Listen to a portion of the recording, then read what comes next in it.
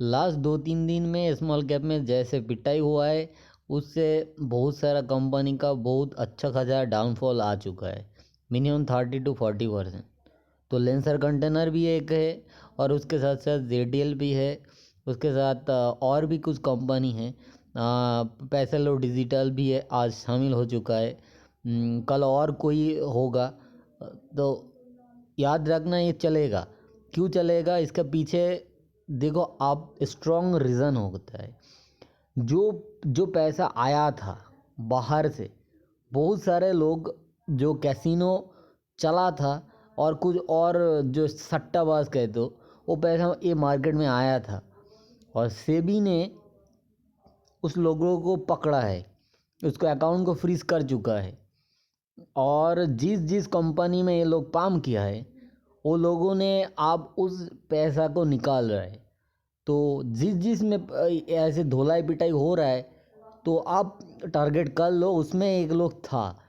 तो आप अभी कोई खबर आएगा भी नहीं, क्लैरिफिकेशन आएगा प्रोमोटर से, तो ओबली मत करो, क्योंकि वो भी शामिल है।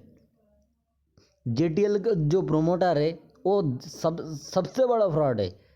उसने पहले जो प्रोमोटर एक जो एक दूसरा कोई दुबई में कोई फार्म होगा, उसको दिया था माल, और वो क्लियरली आज आ करके कह रहा है भाई नहीं दिया था। आप किसको बिलीव करोगे, वो जो मक्कर धोखेबाज हो, उस लोगों के बिलीव करोगे ना, जो डेटा आप दिखा रहा है आंखों के सामने वो दिखाओगे। अगर तुम्हारा 60% गया है, कौन जिम्मेदार होगा? प्रोमोटर कभी जिम्मेदार होगा ही नहीं, क्योंकि आउटसाइड बिजनेस अलग होता है, और पूरे मार्केट का बिजनेस थोड़ा सा अलग होता है। तो आप इसमें भी यही हुआ है। तो आप ध्यान दो। अगर ये सब डेटा जो दिखाई दे रहा है, जो रिजल्ट निकाल रहा है, तो ये मैनिपुलेशन कोई भी कर सकता है, ठीक है।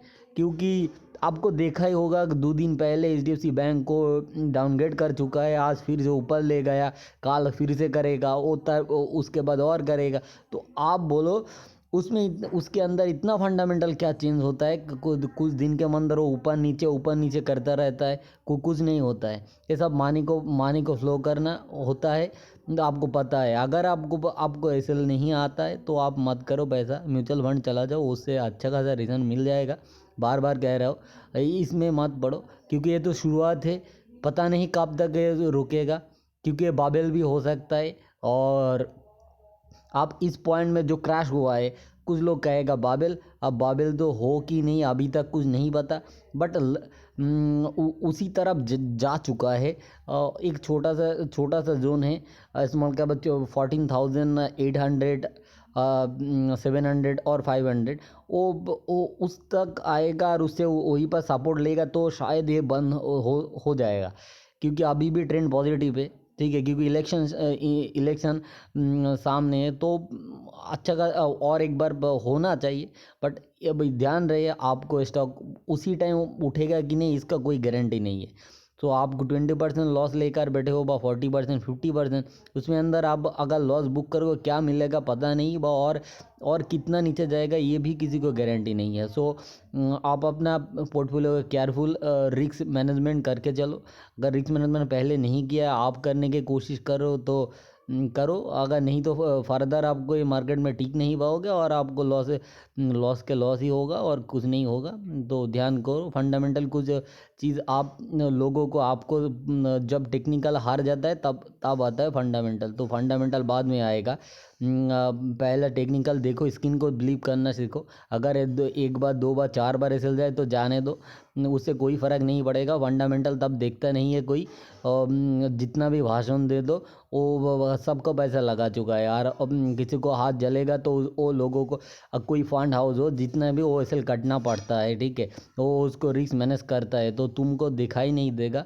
तो उम्मीद लेकर ज़्यादा दिन बैठे नहीं रह सकते। शायद लगता है स्मॉल कैप का प्राइस करेक्शन कंप्लीट हो चुका है, ये टाइम करेक्शन भी कंप्लीट होगा। तो आपको यही बात बताता हूँ, ये लेंसर कंटेनर भी वही हुआ है, किसी कुछ लोगों ने पाम भी किया है। इतना कुछ खास इसमें है नहीं। प्रोमोटर के पास 75% हो और लो लिक्विडिटी हो, तो पाम कर सकते हो, ठीक है। कुछ भी कर सकते हो, कुछ भी स्टोरी बना भी सकते हो।